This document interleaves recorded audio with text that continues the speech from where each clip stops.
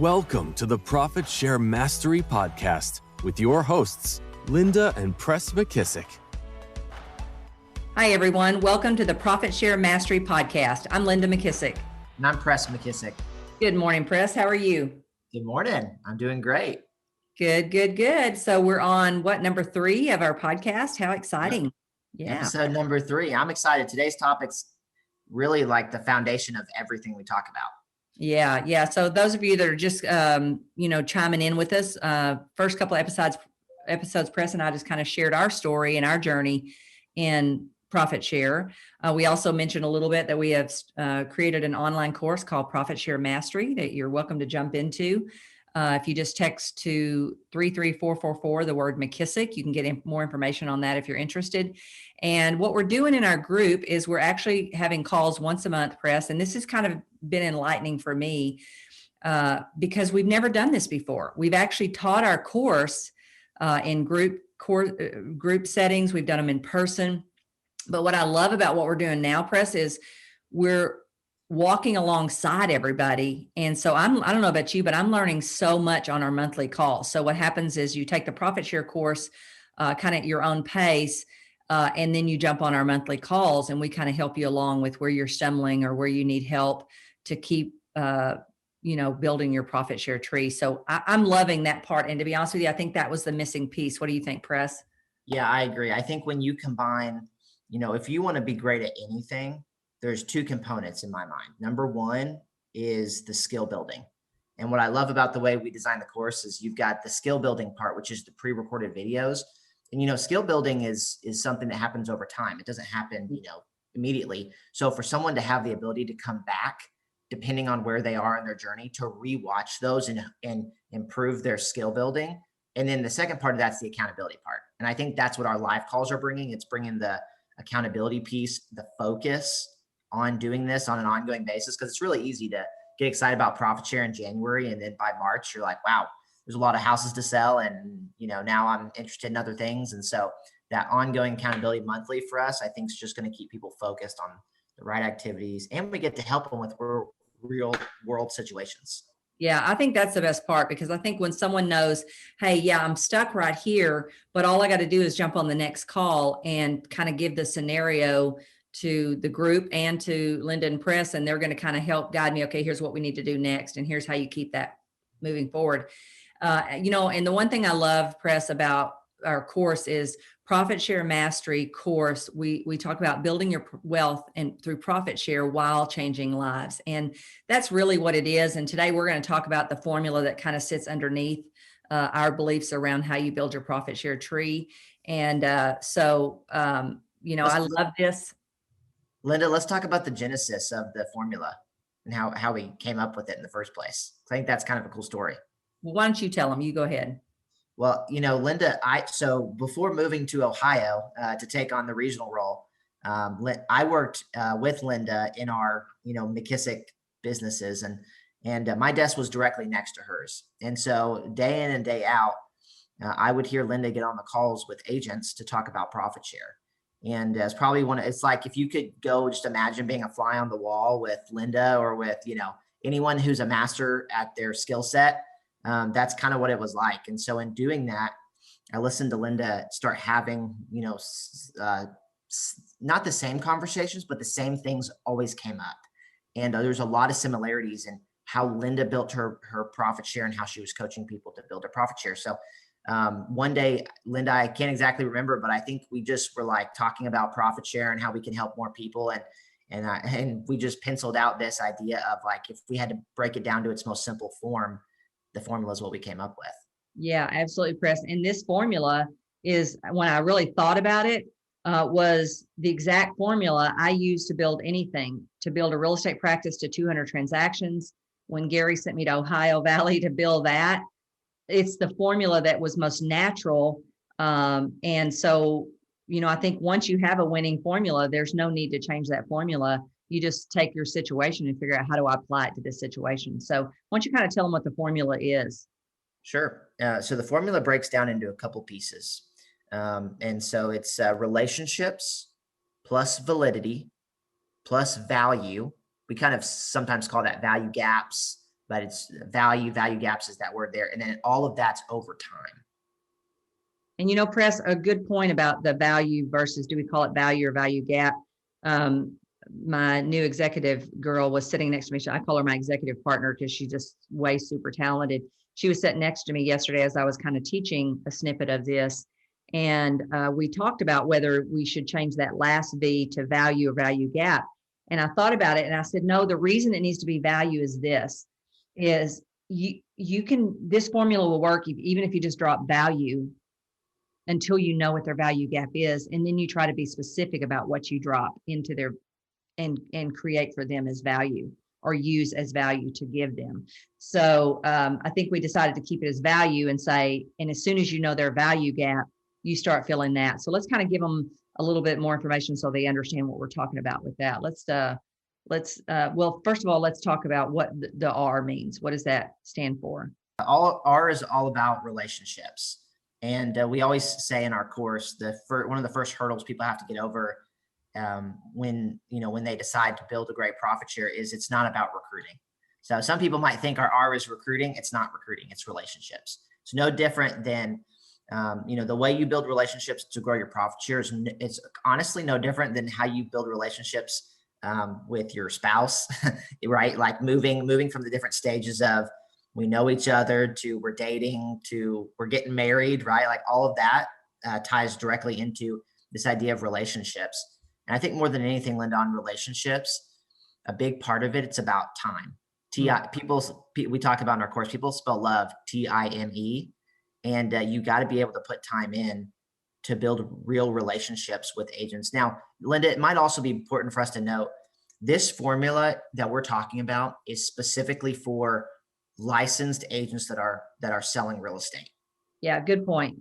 We have in our course, and we'll go over this on another podcast, we have a whole formula for if you want to recruit a lot of new people into the industry, they're in a different place. We're talking specifically around building relationships with productive agents in the marketplace that you actually want to be in a relationship with. Yeah. And, one key part, that's a good point, differentiator there is, Press, this is not what you'd use if it's a brand new agent. We'll cover that, like I said, in another podcast. And you cover a whole great module on exactly how you and Nick have done that. And we'll have Nick on as a guest later on to kind of talk about his success using that system that you guys set up that is specifically for new agents. But the thing about relationships is this: you always, no matter what business you're in, no matter what you're going to do, you want to pick relationships that you could help for the next 25 years. You enjoy, they give you energy. You don't worry about what time of day it is, if you've had lunch, how much you're getting paid. All those things go out the window because you love the person you're being a hero to so much that none of that matters. And I think a lot of people miss that part, but I don't think you can be as authentic and do it enough over time if you don't learn to enjoy those relationships.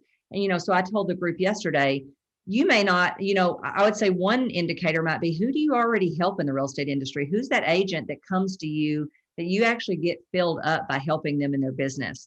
Maybe you teach a class at the market center. Maybe you just have this sign on you that says, hey, if you're, this to this $1 million producer, come to me. I can help you. Either way, if you have no one because you've never helped a single person in real estate do anything, that's okay. You can kind of start to feel your way and decide who you love to help, who, when you're helping them, well, first of all, who do you have the most validity to help? In other words, what have you accomplished so far? Anything else? Well, the other thing I'd probably add about relationships, Press, is for them to not pick very many. Don't pick a large number of relationships. It's exactly what I was going to say. So when you think about building your profit share as recruiting, it's actually extremely overwhelming because it's who am I going to recruit? It's so many people out there. When you change it to relationships, it actually brings incredible focus because you can only build relationships with a handful of people.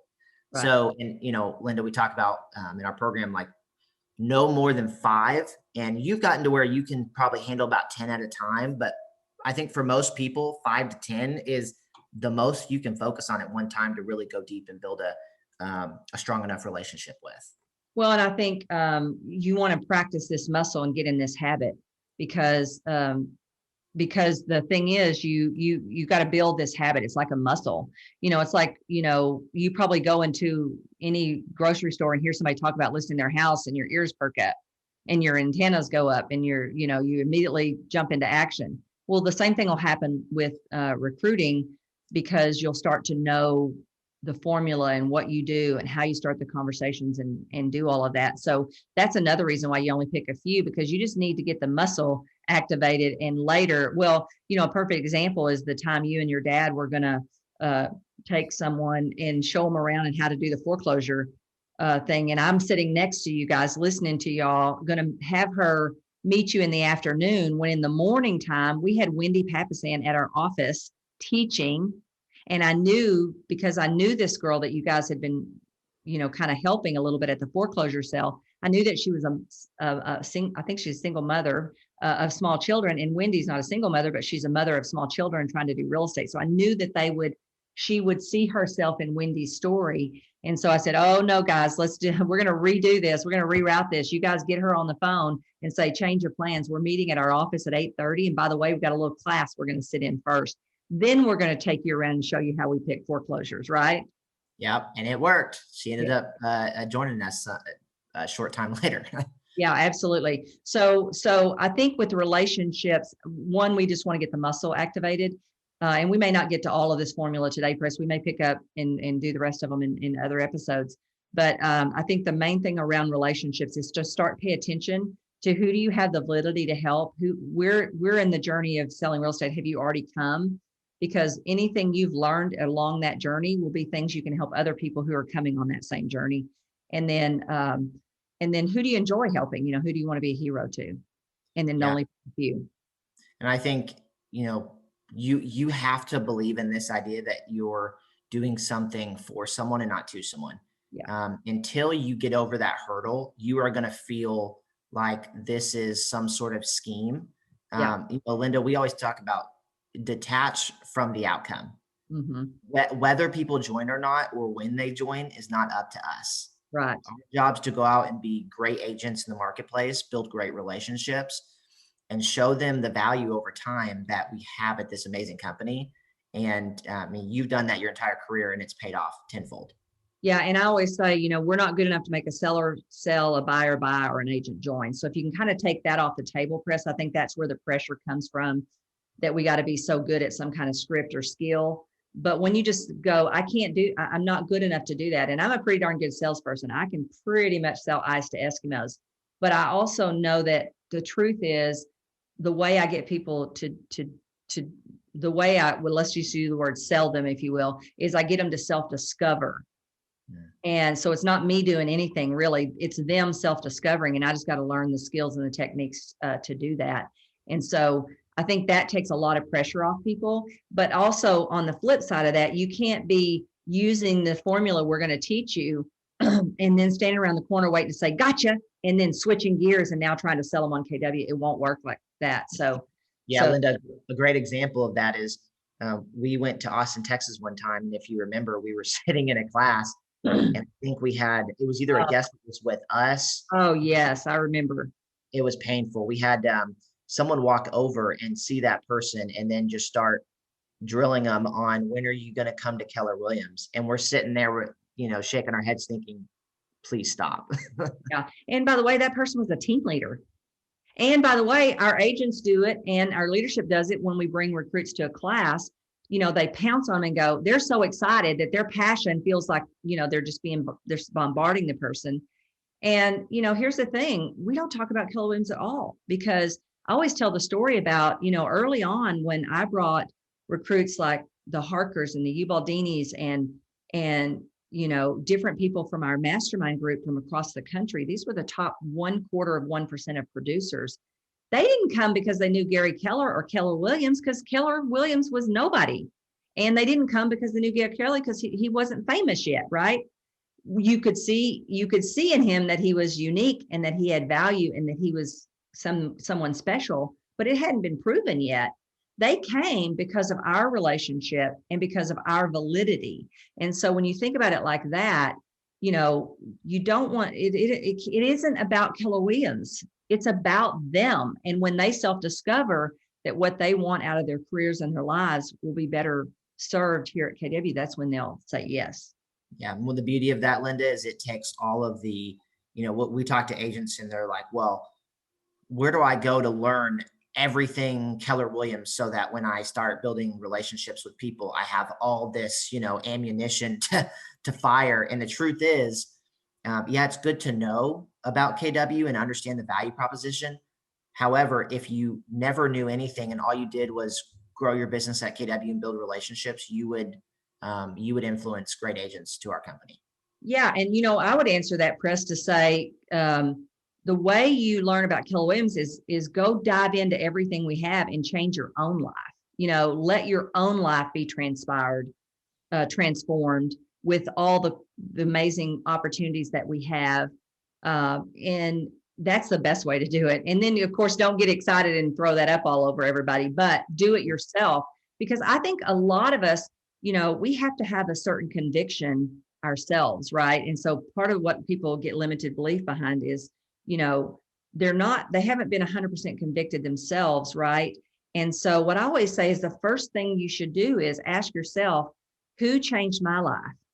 Who introduced me to Keller Williams and how did my life change? I think I've told this story before, but Al Donahue, when I was on with his multiple offices from New Jersey, he did one of the coolest things I've ever seen a leader do. He actually had the group open up and everyone tell how their life had been changed by Keller Williams. And I'm going to tell you, I got chill bumps. I got emotional while he was doing that because my thought was, wow, all of our lives have been changed. So who are we to decide that that's enough lives changed, right?